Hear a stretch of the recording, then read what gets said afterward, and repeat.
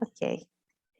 Bueno, mis queridas escritoras, esta noche nos vamos a encontrar con una mujer extraordinaria y vamos a tener 2 ejercicios de escritura en caliente y vamos a ver algo por lo menos de la teoría de diálogos, que seguramente les va a servir a ustedes muchísimo en el desarrollo en el desarrollo de las historias que tienen ustedes ahí en ciernes. Quiero anunciarles además que la próxima semana voy a tener tiempo disponible para la junta que hacemos para la asesoría personal, con tal que quienes quieran hacerlo lo pueden hacer entre esta semana que viene y entre la otra semana, porque ya estamos a muy poco también de hacer la parte de sororidad literaria, que es una sesión en la cual nos vamos a leer nosotras. Entonces nos queda faltando, si no estoy mal, nos queda faltando ya Mary Shelley y la última autora, y ya empezamos a hacer el cierre de esta habitación para escribir. Entonces, para que vayan pensando ustedes en el día, a mí me queda muchísimo mejor entre las 2 y las 5 de la tarde, o los días lunes o viernes, o porque, ¿cómo les parece que he entrado a trabajar como copy de una agencia publicitaria de nuevo? Estoy con horario de trabajo, entonces eso me va a poner un poco Felicitaciones. limitada. Gracias, gracias. Me va a poner un O poco más bien limitada. fuerzas, Ah, más bien fuerzas en vez de felicitaciones. fuerza, fuerza, dime más bien fuerza, fuerza, a ver. Fuerza, entonces Sí, eso fuerza. es. Las dos Fuerza, fuerza. cosas, fuerza y Sí. felicitaciones. Fuerza y exactamente, las dos cosas vienen bien. Bueno, ya se nos unió Carolina también, ya estamos, entonces nos vamos a ver hoy. Una de las Hola, sí, ya. mujeres, hola Carolina, bienvenida. Nos vamos a ver una de las Gracias. mujeres escritoras contemporáneas más importantes. Premio Nobel de Literatura 2015. Nos vamos con la señora Svetlana Alexievich, que es una autora bielorrusa y es una autora que nos trae uno de los textos contemporáneos más bellos. Esta mujer nace en Minsk, es una mujer que tiene una trayectoria larga y una trayectoria larga como periodista. Entonces, cuando en 2015 ganó el premio Nobel, ella tiene una anécdota muy bella, y es que estaba en su apartamento planchando la ropa cuando la llaman y le dicen: oiga, señora Svetlana Alexievich, se acaba usted de ganar el premio Nobel de Literatura de 2015. Y ella con una mano el teléfono y con el otro una plancha. Entonces ella dice que fue un momento en el que se pasaron muchas cosas por su cabeza, pero muy especialmente se le pasó por su cabeza algo importante, y es que podía empezar a hacer en literatura lo que siempre había soñado también, porque era muy extraño que una periodista ganara un premio Nobel de literatura, porque dentro de la concepción de la escritura, pues la marcación de género siempre han sido cajoncitos, ¿no? El género de ficción y no ficción, ¿sí? El género narrativo, el género periodístico, ¿sí? Entonces, siempre se ha tenido unas categorías que son unas categorías muy cerradas y que no había sido posible franquear entre una y otra. Una de las cosas más singulares es que las mujeres siempre han subvertido ese orden, porque siempre el género les ha quedado pequeño para poder contar lo que quieren contar. Eso no quiere decir que no sean excelentes cuentistas, eso no quiere decir que sean unas novelistas fantásticas, sino que vemos varios casos en los cuales se rompe esa unidad de género literario y empieza a haber una transversalidad en el formato que genera realmente nuevas formas de contar. Y yo creo que eso obedece a eso, a la necesidad de las nuevas historias, las nuevas perspectivas y el nuevo tratamiento y singular tratamiento del lenguaje. Entonces, Svetlana se da a la tarea en su país, que en ese momento ella nació en la Unión Soviética, ¿no? Cuando la Unión Soviética todavía pues estaba instituida, y entonces ella comenzó a hacer un trabajo a nivel periodístico que, que tenía algo importante, y era ir tras lo humano que sobrevive a la guerra. Entonces, Svetlana dice, a mí no me interesa la guerra en sí, a mí me interesa ir detrás de lo humano que sobrevive a la guerra. Y una de las primeras cosas que hizo, pues fue ir y convivir con las veteranas de la Segunda Guerra Mundial. Para ella fue muy importante esto y muy importante acercarse a otra óptica diferente a lo heroico de lo que significa la guerra. Entonces, esa posibilidad de acercamiento la hizo en convivencia con las mujeres que aparecen en un libro que es icónico, que es La guerra no tiene rostro de mujer. Y es que de verdad la guerra no tiene rostro de mujer. Es increíble cómo esta mujer empieza a hacer estas entrevistas, este acercamiento, y lo primero que se da cuenta es que cuando no hay confianza, las mujeres, las veteranas, asumían toda la narrativa oficial y heroica que venía desde el estamento, ¿sí?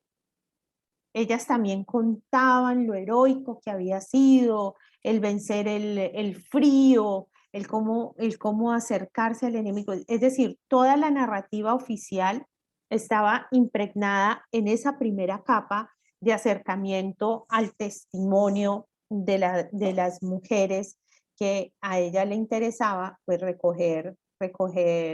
eh, recoger los relatos, recoger la historia.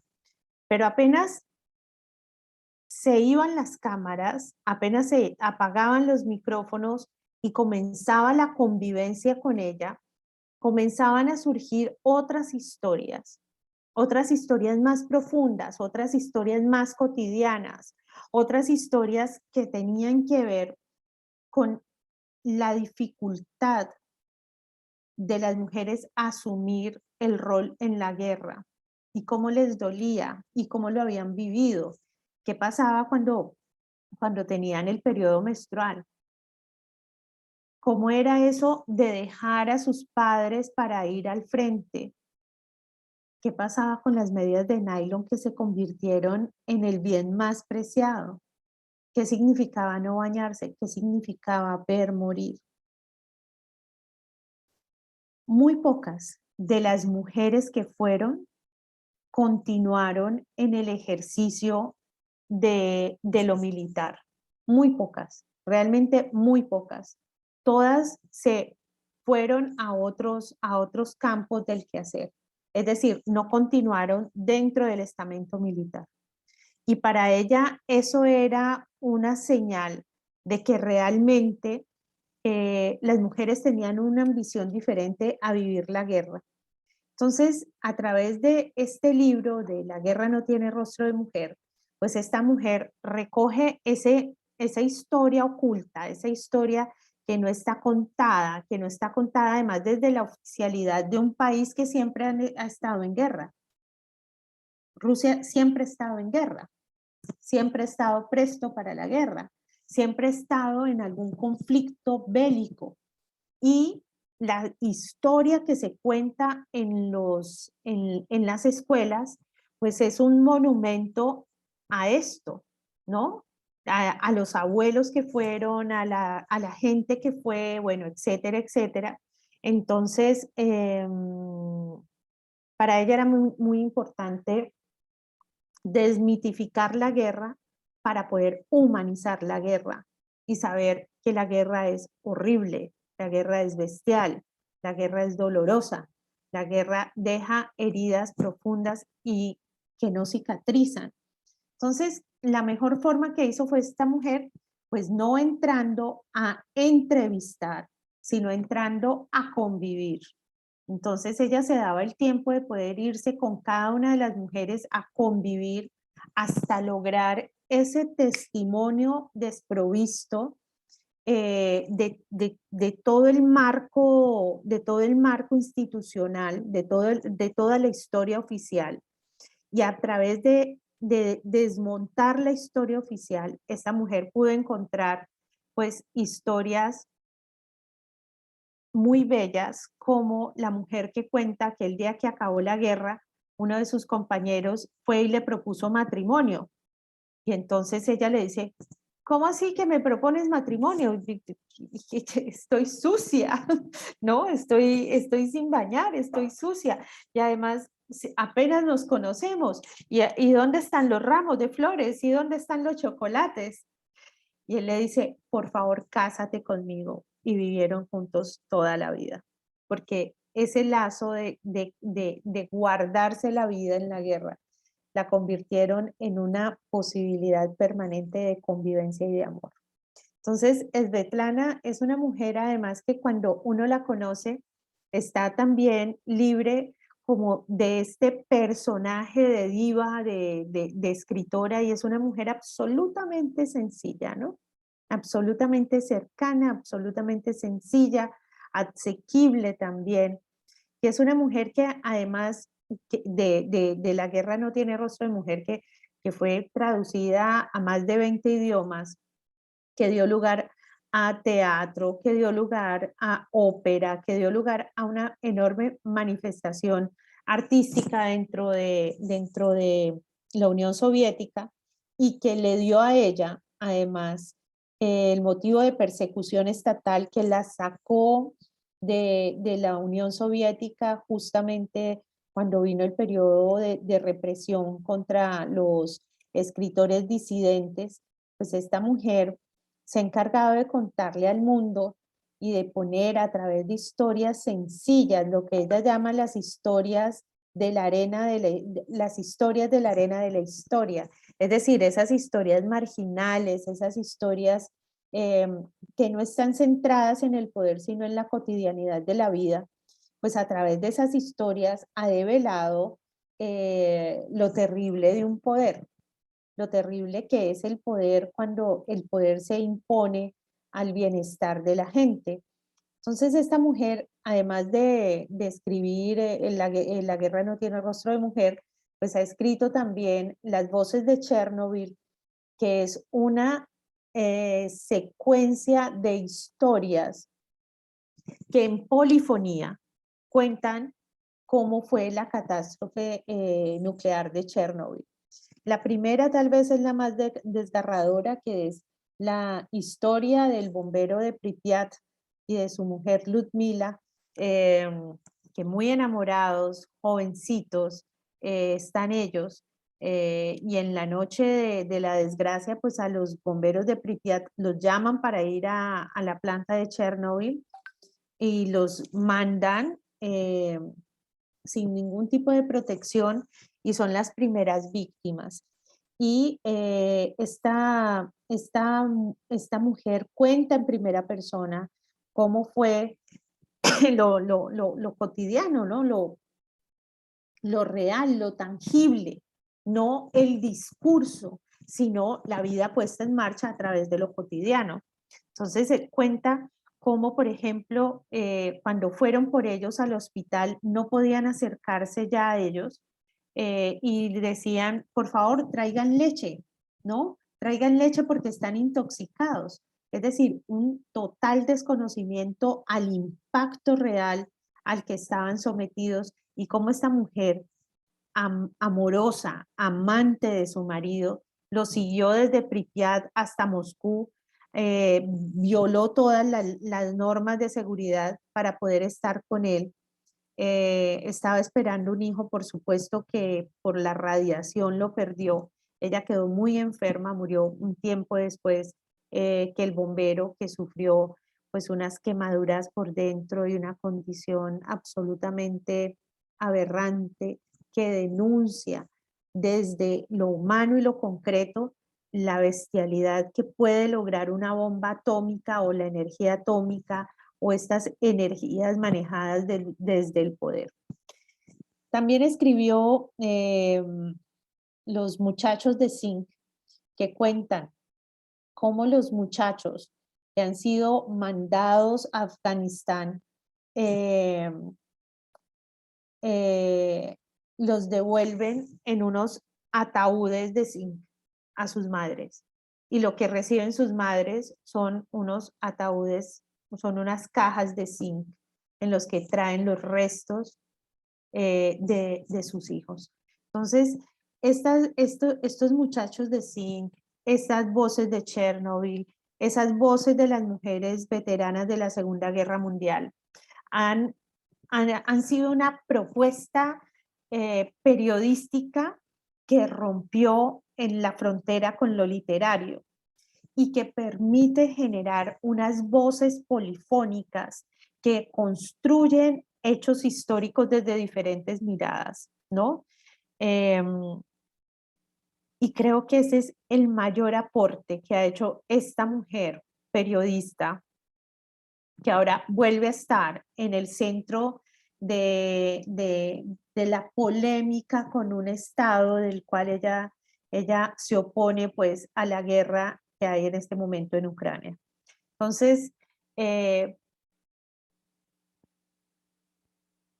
ver, acá, esta mujer me parece vital para quienes quieran asumir, creo que hasta que llega la presentación. Entonces, encontrarse con esta mujer de frente es encontrarse primero uno con una posibilidad de escritura que nace de la realidad, que nace de la vida cotidiana y que recoge voces diferentes a esa voz intimista y personal que es uno. Entonces, ¿cómo se nutre realmente de una narrativa y esa narrativa la hace polifónica? ¿Por qué es una narrativa polifónica? Porque es un hecho contado desde 360 grados, ojalá. Y lo que hace realmente esa narrativa en 360 grados es que conforma y da al lector la posibilidad por sí mismo de ver ese hecho histórico. No hay un narrador que diga, esta es la verdad, sino esta es mi verdad. Yo estaba en tal parte, yo estaba en tal otra, yo vi esto, y el otro dice, y yo vi esto. Entonces, es una forma de contar la verdad que rompe el poder hegemónico de la historia oficial. Por eso es supremamente importante. Por eso es supremamente importante. No lo hace ella nada más, pero es una mujer que ha demostrado que aún haciendo esto puede tener acceso pues, a un reconocimiento como ser premio Nobel. Y más allá de esto, poner en movimiento historias que son historias marginales y a través de esas historias marginales se cuenta el poder, se denuncia el poder y se da la posibilidad de generar eh, nuevas posibilidades de acercamiento a la historia. ¿Cómo les llega? ¿Qué pregunta les genera? ¿Qué les parece? ¿Ella nació en Ucrania o en dónde? Ella nació en Bielorrusia, pero después vivió en Ucrania. Ha tenido mucho vínculo con Ucrania, pues es que creo que si no estoy mal ha sido su punto de trabajo central.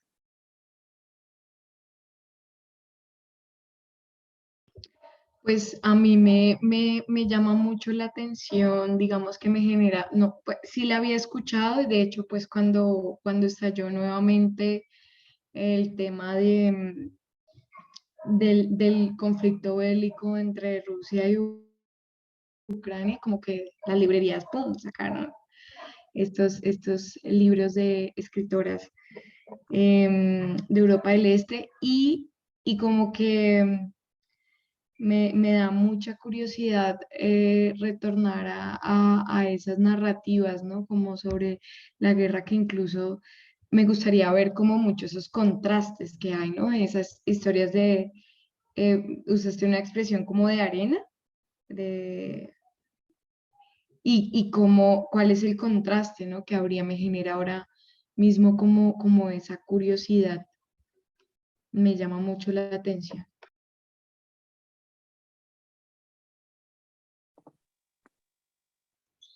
A mí se me vino cuando tú hablabas de ella, Vera.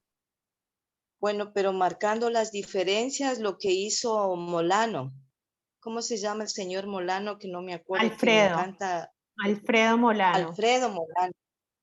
Sí, sí, porque yo creo que en toda Latinoamérica y aquí más en Colombia se requiere ese oficio, ese trabajo de escribir, de tanta historia que no se ha escrito y de tantos pueblos, de tantos sectores que no, que eso no se sabe, no se conoce. Yo no sé, a mí siempre me llamó la atención estando aquí en Colombia que la gente no conversa mucho de la historia, de lo que pasó, de que me contaron esto. Yo luego fui viendo que es por el miedo, que es por el miedo. Hay un miedo que tal vez no se dan cuenta de hablar sobre el pasado, de mi pasado que está vinculado con un otro sector, con una otra muerte, con una otra situación de violencia. Eso no se, como que no se habla. Y a mí me parece, eso siempre me pareció como especial, como extraño. Bueno, entonces, por eso me parece que sería tan bueno eso como abrir para que las personas hablen, digan, escriban, sería tan sanador. Es cierto, es cierto. Y es que miren que casi lo que hace Svetlana es una antropología social. Es una cosa muy, muy bella. Es una cosa muy bella, pero es una cosa que lo que hace es acercar la narrativa individual a la narrativa social. Es decir, la narrativa individual inserta en la narrativa social y darle la posibilidad a gente que nunca ha tenido voz de tener voz.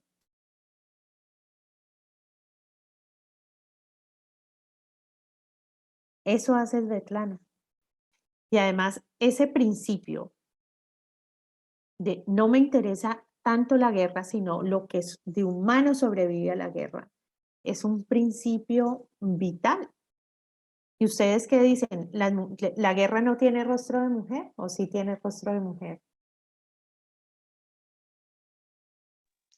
Yo creo que no, yo creo que la mujer se integra en la guerra más para la vida. Cuando, por ejemplo, veo mujeres que ven que hijos están en algún conflicto, pues así políticos, ellas optan, pero para curar, para sanar, para sostener.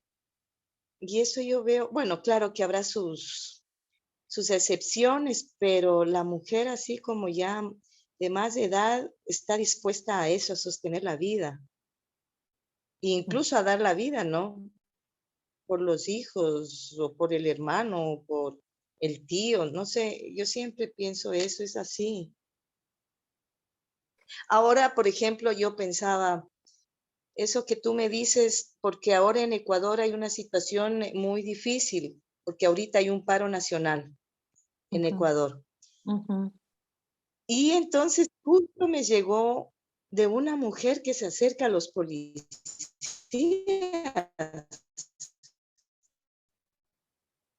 y les habla desde un discurso, pero así de cotidiano. Pero ustedes, ¿por qué nos quieren dar cuenta que no tenemos para comer? No se dan cuenta que ya no hay cómo comprar la leche.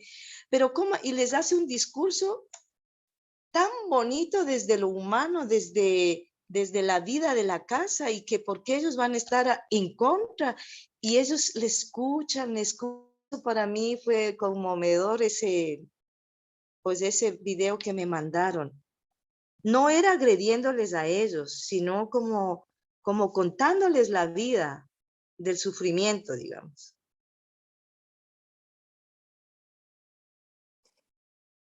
Sí, la democratización de la palabra y la democratización de la historia, de la posibilidad de contar desde muy diferentes puntos. Porque fíjense, no sé si ustedes en el colegio fueron a estudiar historia, y la historia, por lo menos en Cali, nos enseñaban que los lilíes y los gorriones y eran caníbales, ¿no? Eran tribus caníbales. Y entonces nos ponían a los españoles como héroes que habían venido a colonizar y casi a civilizar, ¿no? Dicen que el que gana, sobre todo gana el derecho a contar el cuento. Entonces, cómo la historia la narrativa de la historia se convierte en una estructura de poder. Igual pasó en Perú. Claro, La historia que sabemos nos las contaron los españoles. claro, O cronistas pro-españoles. claro. El que gana tiene derecho a ganar el cuento y se vuelve el cuento en la historia oficial. La historia del vencido, o sea, el vencido, sobre todo, es desarraigado de su propia historia. Sí, Entonces, así es. Igual en mi vida también fue así. De pequeña nos contaban eso, que había una tribu de los caníbales del oriente, ni sé cómo, que sabían comer a la gente. Y cuando uno es pequeña se imaginaba un horror, ¿no? Pero me parece que también una profesión, o sea, como Eduardo Galeano un poquito se acercó a eso, desde lo cotidiano. Eduardo Galeano contando pequeñas historias diferentes de lo que fue la conquista, y así en diferentes otros escenarios. claro, la importancia, además nosotras de escritoras, de vivir nuestra época.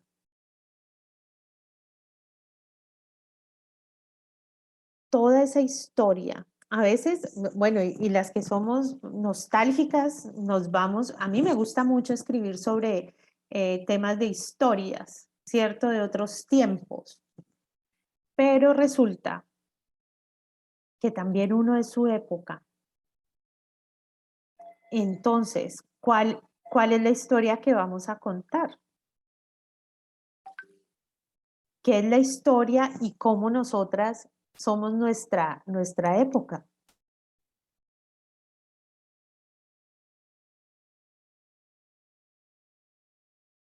¿Qué vamos a decir nosotras de lo que está pasando en el mundo? ¿Cómo el tiempo que vivimos empieza a ser también el tiempo de nuestra narrativa? Un ejercicio de creación literaria es guardar eventos, porque la memoria es muy frágil. Entonces, antes yo les diría, recorten periódicos, ya eso es nostálgico. Ya eso es anacrónico. Es anacrónico, ¿no? Entonces, ahora lo que hay, titulares, ¿qué hay? Hay muchas personas, entre esas, yo por ejemplo, a veces no aguanto los noticieros, ya no los aguanto, ya no aguanto la prensa. sea, si alguien me tiene que contar una noticia, me entero. Esa es mi filosofía y así me funciona la vida. Porque, o sea, no me podía, o sea, como que demasiada información, o sea, los noticieros en Colombia son, no hay día que no haya una tragedia ahí. O sea, Y sin embargo, hay que estar leyendo, documentándose, interesándose en el tiempo en que estamos, en los procesos que estamos. A mí a veces me parecen insoportables, además porque siempre tengo la sensación que me mienten. Sí, pero eso me pasa a mí.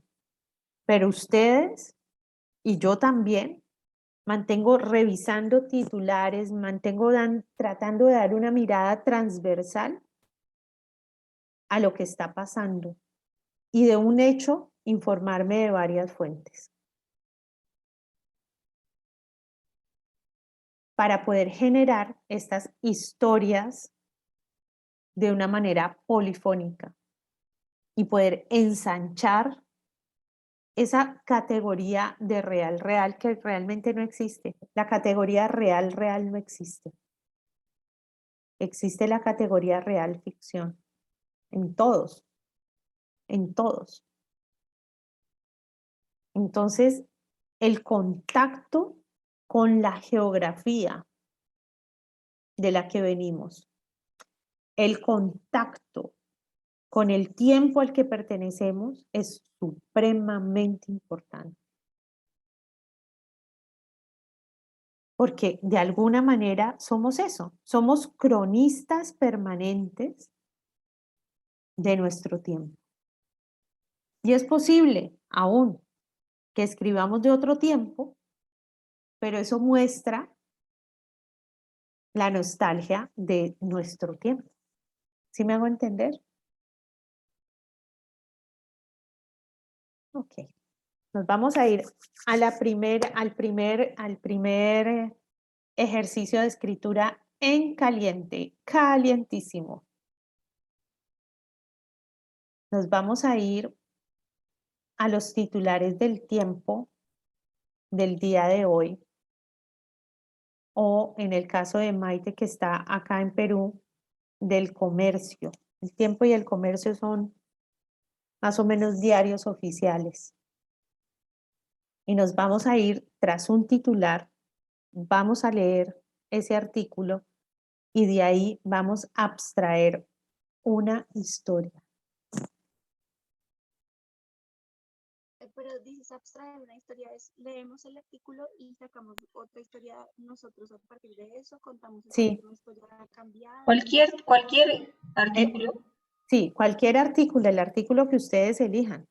Van a la prensa del día de hoy. Prensa del día de hoy. Primero van a la prensa oficial del día de hoy. Eligen entre los titulares una noticia, eligen una noticia, la leen y basadas en esa historia generan narrativa. Vamos a tener 25 minutos para eso. Nos vemos 7:45, son 15, 8:20. ¿Sí? Entonces nos vemos. No, eso es media hora. No, les estoy dando mucho. 8:15, nos vemos de vuelta para que hagamos entonces, y la comanda queda clara. 1, buscar la noticia. 2, trabajar elegir el titular. Y 3, a partir de la noticia, generar un artículo. 8:15 nos A vemos. partir de la noticia generar un artículo o a partir de la noticia generar una historia. Una historia. 8:15 nos vemos de vuelta para hacer el compartir. En la segunda parte nos vamos ahora sí con diálogos. ¿Listo?